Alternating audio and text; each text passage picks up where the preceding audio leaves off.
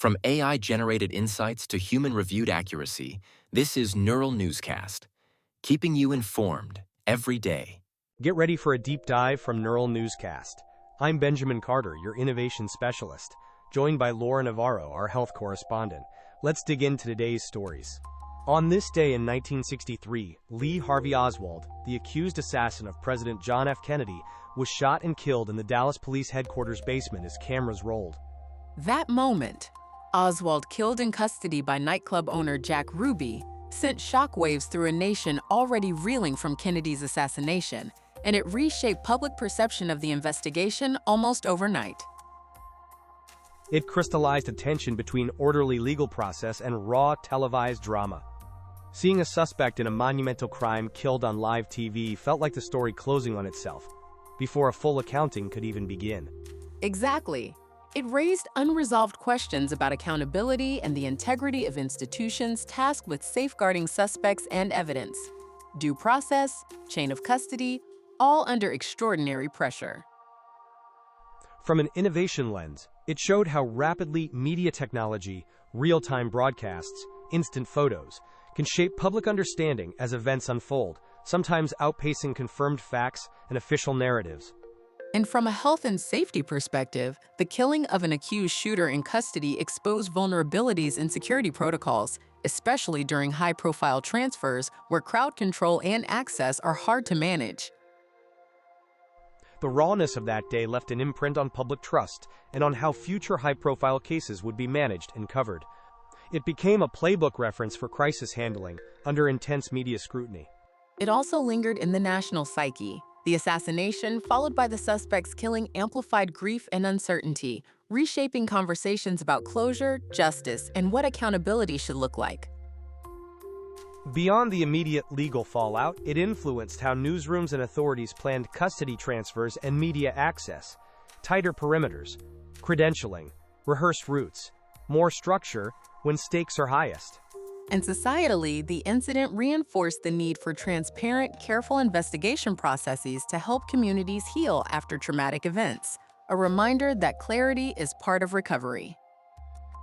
Those few minutes in Dallas, the moment Jack Ruby shot Oswald as cameras captured it, kept the public asking hard questions and drove changes in how such moments are handled and reported ever since.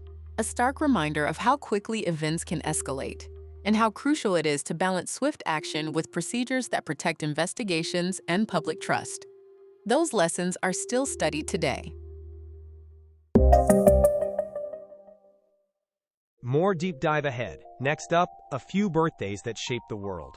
Today we celebrate the birthdays of Baruch Spinoza, 1632, Zachary Taylor, 1784, and Henri de Toulouse-Lautrec, 1864. I love that lineup. Three very different worlds: philosophy, politics, and art, each with a lasting footprint. Which one do you want to dig into? Let's focus on Baruch Spinoza.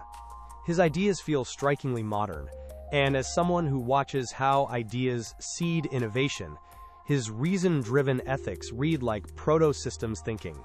Absolutely. From a health perspective, his emphasis on understanding emotions through reason resonates with wellness today.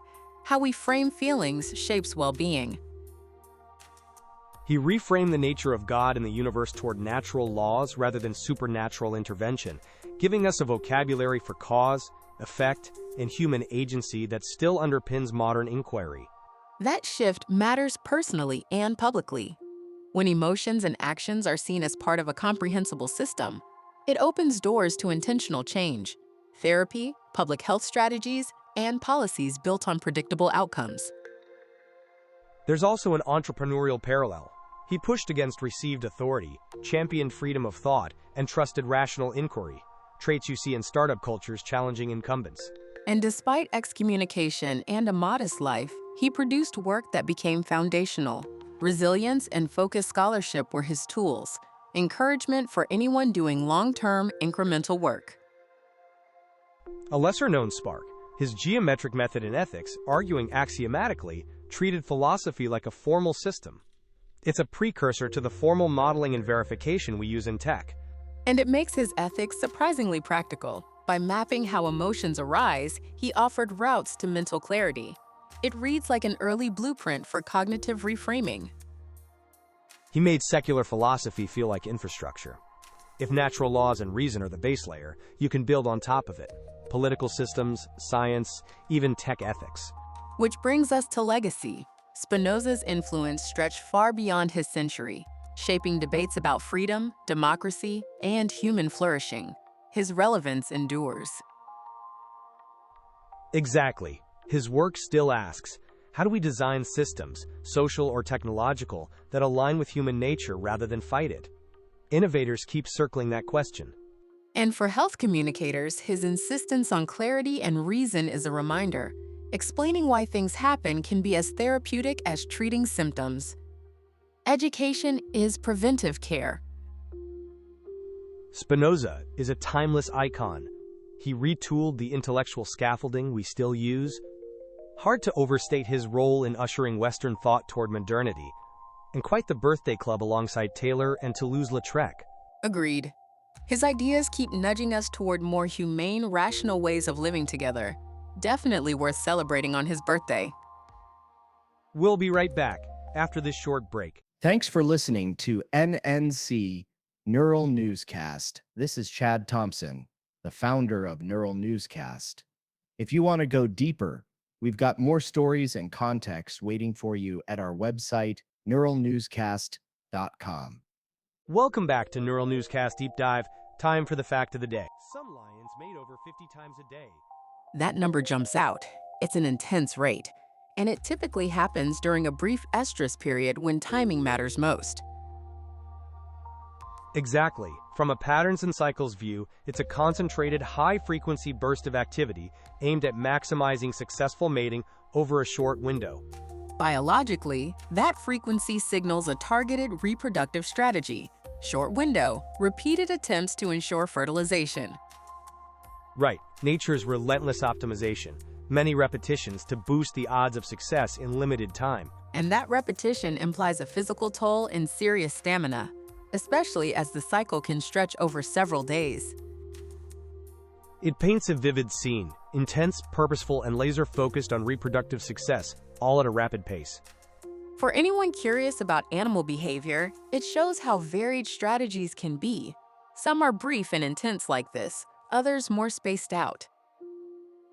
A reminder that evolution offers many solutions to the same problem.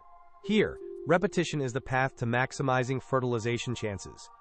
That single line invites deeper questions about energy budgets, timing, and reproductive pressure in the wild. Absolutely. Concise, surprising, and a great prompt to rethink assumptions about animal mating behaviors. Agreed. It's a small fact with big insight into natural strategies and endurance. We hope you enjoyed this deep dive. For Benjamin and all of us at Neural Newscast, I'm Laura Navarro. Join us next time. Thanks for tuning in to Neural Newscast. Stay curious, stay informed, and visit nnewscast.com for more daily news and fascinating stories from history. At Neural Newscast, we mix real voices with AI-generated ones to bring you fast, high-quality news. Every story is created with AI but reviewed by humans to keep things accurate and fair. While we do our best to prevent mistakes, AI isn't perfect, so double-check key facts with trusted sources. Want to know more about our AI process? Head to nnewscast.com.